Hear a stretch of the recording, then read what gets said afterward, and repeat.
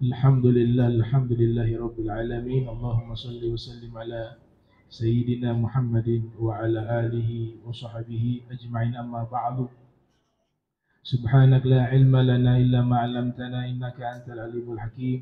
Rabbi israh li sadri wa yassir li amri wahlul 'uqdatam min lisani yafqahu qawli wa saddid lisani wa hadi qalbi bihaqqi Sayyidina Muhammadin sallallahu alaihi wa alihi wa barak wasallam. يا من هو في علوه كائن، يا من هو في فعل حميد، يا من هو في مجد متين. اللهم أكرمنا بنور الفهم وأخرجنا من ظلمات الوهم وارزقنا فهم النبيين وحفظ المرسلين وإلهام ملائكة المقربين. ربنا زدنا علما وفهما وعقلا يا أكرم الأكرمين بحق سيدنا محمد خاتم الأنبياء والمرسلين يا رحمن يا رحيم. وصلى الله على سيدنا محمد وعلى آله وصحبه وبارك وسلم والحمد لله رب العالمين. Ya, saya muliakan, saya hormati seluruh imam Masjid Al-Muhajirin wa nakhusu bi dzikri al-Habib Alwi Al-Bar mata'anallahu ta'ala bituli hayati wa umrih, wal Ustadz Irsyad wa Ustadz Dr. Abdurrahman Bakfir, dan seluruh pengurus, para orang tua, sesepuh, hadirin hadirat yang insyaallah dirahmati Allah Subhanahu wa ta'ala.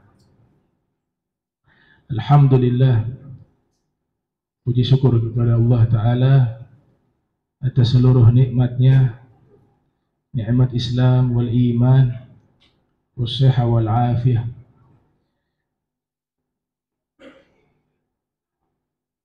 Sebelum kita melanjutkan kajian Mukhtasar Sahih Al-Bukhari, kembali kami mengingatkan hukumnya wajib, di mana sampai saat ini saudara-saudara kita di Palestina masih dibunuh oleh kaum yang memang sudah dinyatakan oleh Allah maghdub alaihim, yang Allah murkai. Sekarang ayat itu benar-benar jelas tafsirannya. Ya. Kenapa Allah sebut orang-orang Yahudi maghdub alaihim, kaum yang dimurkai oleh Tuhan, oleh Allah Subhanahu wa ta'ala? Sekarang kita bisa lihat memang layak dimurkai. Ya, tidak mengenal mana anak kecil, mana perempuan, dan luar biasa dengan senjata lengkap menghadapi warga sipil. Kemudian presiden yang ada di berbagai negara Islam, semuanya mereka yang pertama akan Allah tuntut di yaumil qiyamah. Makanya jadi presiden, jadi pemimpin, amanahnya berat.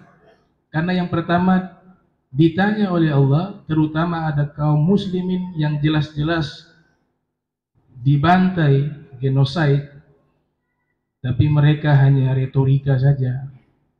Dari sejak awal hanya mengecam-mengecam. Kalau mengecam-mengecam tugasnya rakyat. Tapi kalau pemerintah bukan tugasnya mengecam, bertindak. Gitu. Mereka ini nanti menyesal yaumul qiyamah. Mau presiden di negara manapun selama dia muslim, dia dihisab pertama kali. Tidak main-main. Kullukum ra'in wa kullukum mas'ulun an ra'iyatihi. Setiap pemimpin akan diminta tanggung jawab oleh Allah Subhanahu wa ta'ala. Ya. Kenapa takut? Habis juga tetap mati. Takut mati, tetap akan mati. Yang ditakuti bukan matinya. Setelah mati, tempat kamu di mana? Di surga ataukah di neraka? Itu yang ditakutkan, bukan matinya. Toh mati satu keniscayaan. Qul innal mauta alladzi tafirruna minhu fa innahu mulaqikum tsumma turadduna ila alimil ghaibi wasyahadah. Jadi beberapa anggota majelis kami itu, mahasiswa dari HMI, ya banyak dari anggota majelis kami yang buat aksi dari pagi. Yang di Bitung, yang di Manado juga waktu itu. Nah itu bagus. Ada sikap, ada sesuatu yang kita buat. Atau paling minimal kalau penceramah, ya tema-tema ini diangkat. Jangan hanya masalah apa namanya? Masalah-masalah furu'iyah dalam fikih. Ya, ada masalah-masalah apa lagi, nasab. Ya, ceramahnya nasab terus. Yang Palestina nggak pernah dibahas. Yang satunya ceramahnya nyerang sana, nyerang sini. Ini yang paling utama ini. Kemanusiaan. Satu nyawa di dalam Al-Quran harganya seperti nyawa seluruh manusia yang ada di muka bumi. Al-Quran, Allah Ta'ala berfirman, Man qatala nafsan bighairi nafsin aw fasadin fil ardi faka'annama qatala an-nasa jami'ah. Siapa yang membunuh satu nyawa di bumi ini, bagaikan dia telah membunuh seluruh nyawa manusia yang ada di bumi. Jadi harga nyawa satu orang itu sama seperti harga nyawa seluruh manusia yang ada di muka. Apalagi ini saudara-saudara kita. Saudara-saudara kita. Jangan masa bodoh dengan urusan-urusan semacam ini. Paling minimal doa.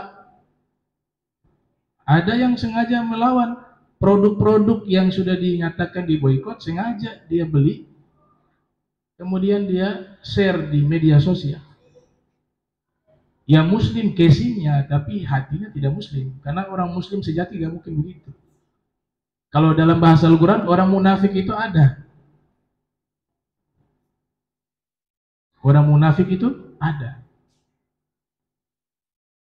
Dan wahyu khusus, surat namanya surat orang-orang munafik. Al-Munafiqun. Nah, jadi presiden jangan ngoceh aja. Ini untuk semua nih. Itu bukan tugas presiden ngoceh. Tugas presiden bertindak. Jadi sekarang kalau di dunia bicara hak asasi manusia, bohong semuanya. Karena semuanya diam. Terus bicara hak asasi manusia. Kadzab. Sekarang terbukti dusta. UNICEF, PBB, dan lain-lainnya. LSM kemanusiaan, semuanya dusta kalau hal ini didiamkan. Para dai kalau gak menyampaikan hal ini, padahal sedang terjadi pembantaian jelas-jelas, mereka juga dihisab. Kalau ngocehnya yang lain-lain, nyawa manusia itu jauh lebih mahal. Antum gak bisa bayangkan bagaimana. Yang punya anak sekarang bisa rasakan. Yang punya anak, anaknya masih kecil, dia jatuh saja, kita orang tua merasakan kesedihan. Anak ini bukan jatuh, dibunuh, dibom, ditembak. Kita gak tahu yang lain seperti apa. Itu kan yang tergambar dalam video. Tapi kan yang lebih dahsyat dari itu tidak tergambar lewat video. Mungkin jauh lebih sadis dari itu. Nah, maka ini terus kita suarakan. Ya, bagus tuh adik-adik yang lakukan aksi begitu. Ya. Bagus tuh yang para dai mengajak untuk berdoa setiap sholat. Belum selesai sampai hari ini. Saya bukan orang yang habis waktu nonton video di YouTube, tidak. Tapi sesekali ada lewat itu video, ya kita tergerak hati. Disitulah barometer Nabi katakan bahwa sesama muslim itu seperti satu tubuh. Jika ada satu tubuh tersakiti, maka seluruh tubuh merasakan sakitnya. Dia tidak bisa tidur, kesahan. Ya. Tidak bisa tidur. Dia ikut merasakan. Walaupun hakikatnya kita gak bisa merasakan karena kita tidak mengalami itu. Beda yang merasakan secara langsung itu dengan yang tidak merasakan. Tapi paling tidak kan kita dulu pernah rasakan kerusuhan misalnya dulu. Itu hanya beberapa bulan. Ini dari sejak awal itu, sudah puluhan tahun. Saya secara pribadi waktu ada di Hadramaut tahun 2006, ada kenalan saya yang waktu itu juga di Darul Mustafa di Habib Umar. Itu juga orang Palestina asli. Dia cerita itu bagaimana situasi di sana. Itu tahun 2006 diceritakan.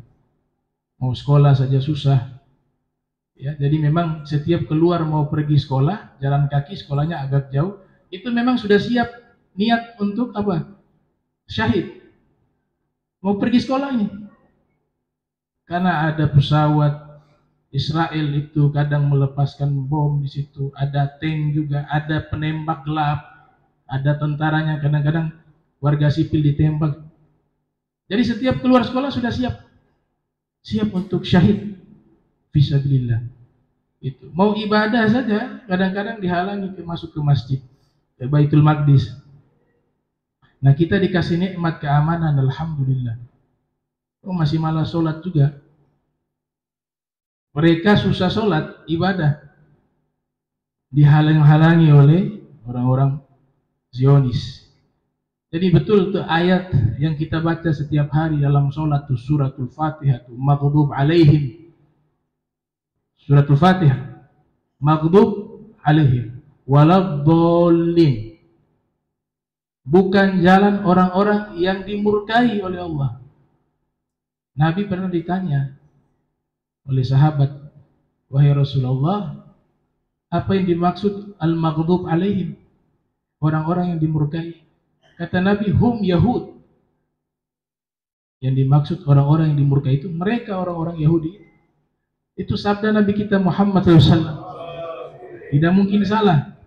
Dan sekarang tambah yakin saya, ya, bahwa benar ini kelompok memang tidak secara mutlak seluruhnya, tapi kenyataannya kelompok Zionis itu sudah jelas-jelas melanggar yang namanya hak asasi manusia. Sudah merusak daripada aturan perang internasional. Semua dilanggar. Tapi yang sebagai anggota yang selalu bersuara hak asasi manusia, kadang-kadang dipertontonkan hewan juga mereka kasih. Ya, kenyataannya semua hanya kebohongan. LSM bohong juga semua, yang katanya lembaga untuk apa? Membantu manusia, masyarakat. Gak ada yang bertindak. Ini saya tujukan ke presiden-presiden di seluruh dunia, khususnya yang muslim. Gitu. Karena sejak awal yang kita dipertontonkan hanya seruan, kecaman, itu aja, pidato. Pidato tugasnya ulama. Ceramah masyarakat. Kalau presiden tidak. Itu. Walhasil seperti itu. Nah, ini kewajiban sudah gugur, saya sudah sampaikan juga. Ya. Tapi terus tuh yang beristihad jihad dengan boikot, teruskan boikot. Teruskan. Hanya jihad selera saja. Kan masih banyak produk-produk yang lain. Karena hanya itu yang kita bisa lakukan. Mau perang, wah. Pakai apa di sini dulu jihad pakai parang, ya. Dulu. Antum ke sana parang nggak ada guna. Teknologi saja. Jadi Nabi mengatakan, ajarkan anak-anak kalian memanah. Ajarkan anak-anak kalian berenang. Ini serapan dari hadis Nabi disampaikan oleh sahabat. Ajarkan anak-anak kalian berkuda. Itu di zamannya Nabi, senjatanya itu panah. Walaupun ini sunnah tetap. Artinya Nabi ajarkan juga ada sekelompok kaum muslimin yang juga mempersiapkan militernya. Itu tentara-tentara kita nih semuanya siap semua. Sisa ada dari keputusan atasannya. Yang paling di atas ya presiden. Oh, kalau tentara-tentara ini baik-baik semua nih mereka. insya Allah siap itu. Banyak kita punya kenalan dan juga anggota majelis itu tentara banyak, bukan hanya di Ternate, yang di Halmahera, yang di Manado, yang mereka tunggu aba-aba saja dari, ya semua dari presiden. Kemudian yang ingin saya sampaikan bahwa Allah yang menentukan siapa pemimpin kita. Artinya kita juga sebagai masyarakat harus berbenah diri. Kita harus lebih lagi mendekatkan diri kita kepada Allah Subhanahu wa taala. Jadi orang yang betul-betul taat. Hidupkan syariat di rumah kita, di toko kita, di pasar, di kantor. Hidupkan perilaku Islami yang dicontohkan oleh Nabi Muhammad SAW. Kalau mayoritas kaum muslimin, karena di Indonesia mayoritas muslimin, semuanya atau mayoritas dari mereka mampu melaksanakan ajaran Islam ini dengan baik dan benar, maka Allah sendiri yang akan mengatur dan mengirimkan kepada kita pemimpin yang sesuai dengan apa yang kita mau, sesuai dengan apa yang kita lakukan sebagai manusia yang takwa, maka pemimpin akan bertakwa. Kalau rakyatnya mayoritas bertakwa, tidak mungkin Allah mengirim pemimpin yang tidak bertakwa. Ini hadis Nabi kita Muhammad SAW. Ada dalam kitab Musnad Firdaus. Ya, Al-Imam Dailami meriwayatkan Rasul bersabda, "Kama takunu yuwalla alaikum." Sebagaimana keadaan kalian, begitulah pemimpin kalian. Ada hadis Nabi Muhammad SAW. Nah, kita lanjutkan kajian Mukhtasar Sahih Bukhari. An Abi Musa radhiyallahu anhu qala Nabi sallallahu alaihi wasallam, "A'dhamun nasi ajra fi sholati ab'aduhum fa ab'aduhum mamsha walladhi yantaziru sholata hatta yusalliyaha ma'al imam a'dhamu ajra min alladhi yusalli thumma yanam."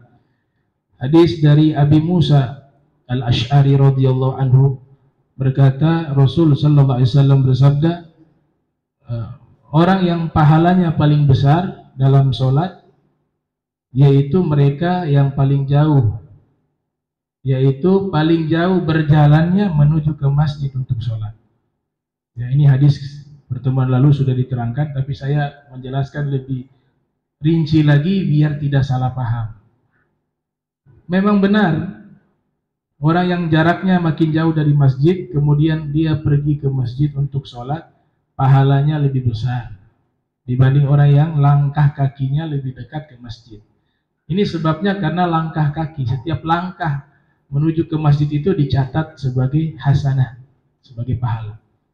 Sebagaimana hadis dari Nabi kita Muhammad SAW yang diriwayatkan oleh Al-Imam Muslim, Nabi mengatakan, "Ala adullukum ala ma yamhullahu ta'ala bihil khataya wa yarfa'u bihid darajat." Mau aku tunjukkan pada kalian amalan yang menghapus dosa kalian dan mengangkat derajat kalian. Qalu bala ya Rasulullah. Maka para sahabat mengatakan, iya wahai Rasulullah. Nabi katakan, isbagul wudu 'alal makarih, isbagul wudu 'alal makarih, wa kafratul khuta' ilal masajid, wa intizarus sholati ba'da sholati, fadzalikumur ribat, fadzalikumur ribat, fadzalikumur ribat. Nabi katakan, sempurnakan wudhu di saat sulit. Yang kedua, perbanyak langkah kaki ke masjid. Nah, kenapa jarak jauh menuju ke masjid itu pahalanya lebih besar daripada jarak dekat orang sholat menuju ke masjid? Karena langkah kakinya tentu lebih banyak. Itu sebabnya. Kafratul khuta' kata Nabi. Dan menunggu waktu sholat satu ke waktu sholat yang lain. Itulah ikatan kebaikan. Para ulama mengatakan memang benar, jarak makin jauh pahala makin besar. Akan tetapi ada yang namanya kondisional. Kalau semuanya menggunakan kaidah ini, muhajirin kosong. Wah, Habib katakan pahalanya besar, semua cari masjid yang jauh. Termasuk imamnya, Ami Almi juga akan cari masjid yang jauh. Wa muazinnya juga akan cari yang jauh. Kosong masjid muhajirin. Pemahamannya tidak seperti itu. Artinya apa? Kalau pertama ini spesifikasinya, beliau ini satu sosok orang ini sangat diperlukan di masjid tersebut. Dia sebagai tokoh, sebagai imam, pengurus masjid. Tentu maslahatnya mereka ini harus di tempat mereka. Karena mereka yang mengurus masjid tersebut. Dan memang masjid tersebut sudah makmur. Jadi kalau sholat sampai membludak, banyak lah. Nah ini yang lain nih, misalnya tinggal di Projo 1, boleh sekali-sekali dia pergi di masjid yang lain. Tapi kalau masjid di kampung sendiri masih kosong, ngapain pergi keluar jauh-jauh? Makmurkanlah masjid terdekat kalian dulu. Karena hitungannya nanti fardu kifayah. Kalau hukum sholat berjamaah, kita ambil pendapat yang fardu kifayah. Kalau masjid itu kosong di satu kampung itu, tidak ada yang sholat, maka satu kampung itu berdosa. Jadi maksud pahalanya besar, justru yang seperti ini lebih besar, yang memakmurkan di kampungnya. Kalau kondisinya seperti itu, pengurusnya, imamnya, dan tokoh yang sebab dia hadir di masjid itu, orang juga banyak ikut sholat di masjid. Dan masjidnya sudah makmur, boleh dia sholat keluar. Tapi dahulukan masjid di kampung kita dulu. Sesekali nggak ada masalah keluar. Tapi yang menjadi yang sesuatu yang paling utama adalah masjid di kampungnya. Begitu juga hitungan sholat Jumat, kan di tempat mukim. Sholat Jumatnya. Orang-orang yang mustawtinin, ya, istilah fikih namanya mustawtinin. Orang-orang yang tinggal di tempatnya. Dan kenapa langkah sholat di masjid yang jauh, jaraknya pahalanya makin besar dengan jalan kaki? Karena ada tantangan. Makin jauh tuh, pertama tenaganya makin banyak keluar. Semua capek karena ibadah, capeknya itu pahala. Capek karena ibadah, capek itu Allah catat pahala. Makanya dalam riwayat Abu Dawud yang lahir tahun 202 Hijriah dan juga riwayat Imam Tirmidzi dalam sunannya yang beliau lahir tahun 209 Hijriah, wafat 279 Hijriah, Rasul sallallahu alaihi wasallam bersabda, "Basyiril masya'in fi zulami ilal masajid binurit tammi yaumal qiyamah." Berikan kabar gembira kepada orang yang jalan kaki menuju ke masjid dalam keadaan gelap gulita. Allah berikan cahaya yang sangat sempurna nanti kepadanya di hari kiamat. Sekali lagi, jangan memahami hadis tekstualis. Nanti semuanya jalan kaki, yang tinggalnya jauh juga jalan kaki. Gak semua yang kita gunakan, baik itu kendaraan, masuk juga ke hadis ini. Bukan hanya yang dimaksud jalan kaki, karena Nabi berbicara di zamannya. Di zamannya. Buktinya banyak sahabat juga yang datang sholat menggunakan kendaraan unta. Dalam riwayat hadis, satu sahabat datang mau sholat ke masjid pakai unta, berarti dia gunakan kendaraan. Kemudian dia lepaskan itu unta tanpa diikat. Nabi katakan, kenapa gak ikat unta? Saya mau tawakal kepada Allah. Nabi luruskan pemahaman keliru ini. Kata Nabi, "Ikil summa tawakal." Ikat dulu baru tawakal. Maksudnya ambil sabab dulu, setelah itu serahkan kepada Allah.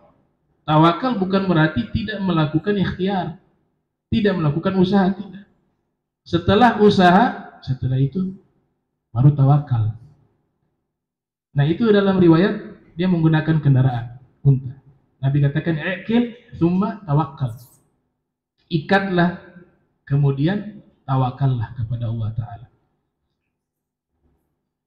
Kemudian Rasulullah Sallallahu Alaihi Wasallam bersabda, dan siapa yang menunggu sholat dari satu sholat seperti saat ini, dari waktu maghrib dia tunggu sampai Isya. Jangan lupa niat i'tikaf ya. Niat i'tikaf sampai Isya. Setelah itu sholat ikut dengan imam berjamaah. Kata Nabi itu pahalanya lebih besar daripada orang yang sholat tapi tadi dia tidur di rumah, baru dia balik lagi. Waktu istirahat dia keluar, habis sholat maghrib pulang ke rumah. Dengan orang yang habis sholat maghrib tetap menetap di masjid, niat i'tikaf, hadir majlis ilmu, Rasul katakan yang melakukan itu pahalanya lebih besar. Apalagi sholat berjamaah. Berjamaah itu 2 orang sudah masuk sholat berjamaah. Yang penting ada imam dan makmum. Itu definisi sholat berjamaah. Ya, fil hadis,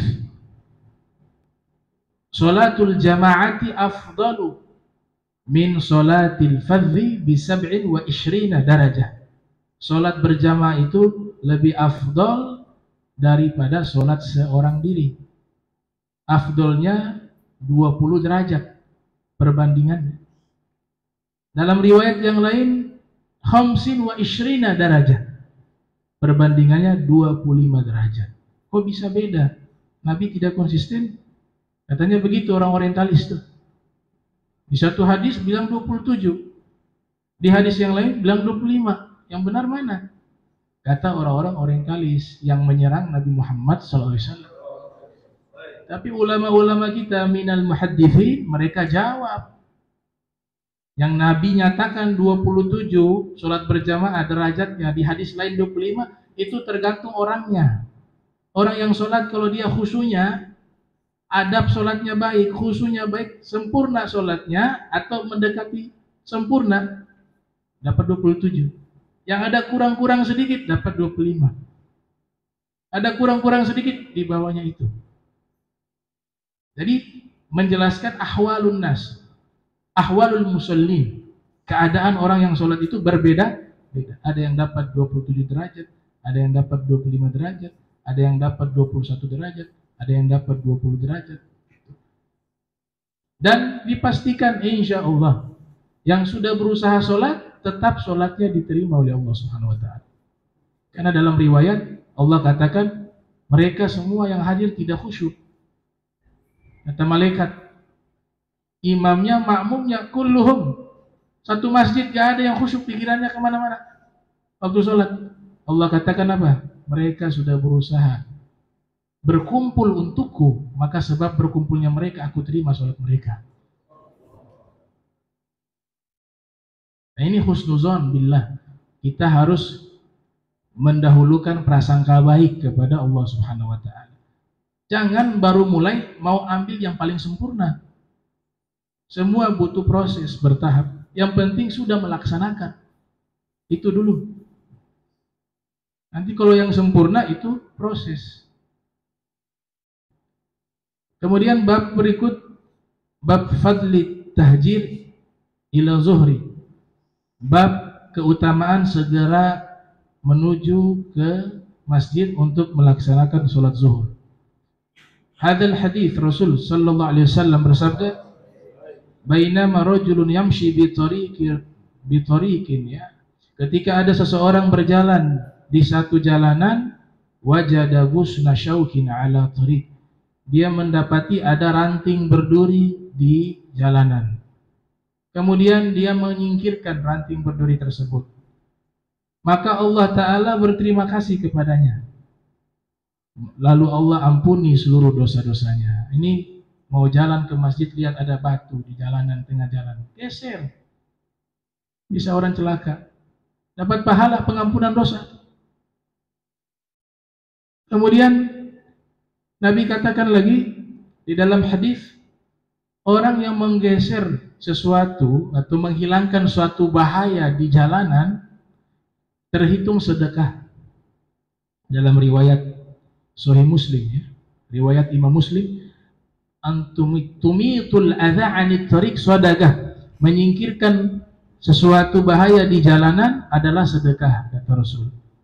di dalam riwayat muttafaqun alaih, Imam Bukhari dan Imam Muslim. Ini saya koreksi, kemarin di Muttaqin saya katakan riwayat dari Imam Dailami ya. Hadis ini al-iman itu bid'un wa sab'un atau bid'un wa sittun syu'bah. Saya katakan itu riwayat dari Imam Ad-Dailami. Itu saya koreksi. Itu bukan riwayat Imam Dailami tapi riwayat muttafaqun alaih. Dan derajatnya mutawatir. Muttafaqun alaih berarti dari Imam Bukhari dan Muslim, sanadnya sama, isi hadisnya sama, orang yang meriwayatkan juga sama, namanya muttafaqun alaih. Kalau beda, hadisnya sama tapi sanad rawinya berbeda, disebut dengan rawahul Bukhari wa Muslim atau rawahu Syaikhan.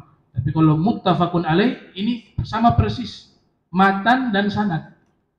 Dalam ilmu hadis demikian.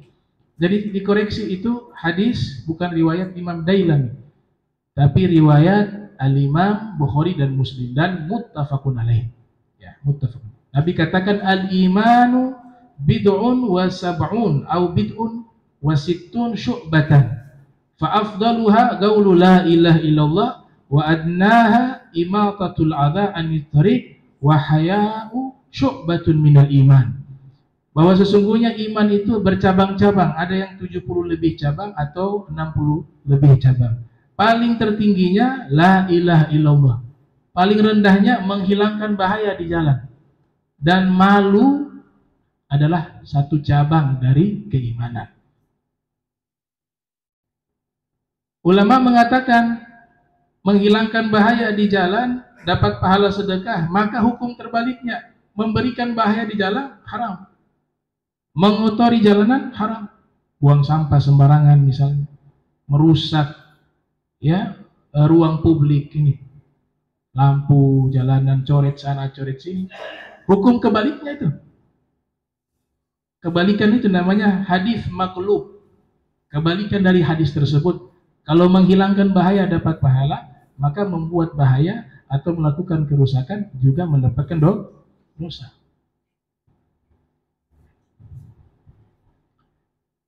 Kemudian Rasulullah Shallallahu Alaihi Wasallam bersabda, "Asyuhada khamsatun."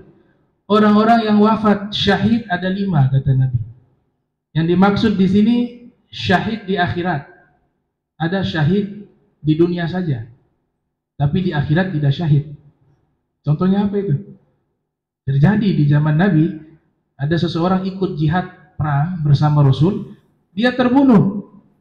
Kemudian sahabat lain mengatakan, ini orang luar biasa, ya Rasulullah, dia mati syahid. Kata Nabi, belum tentu.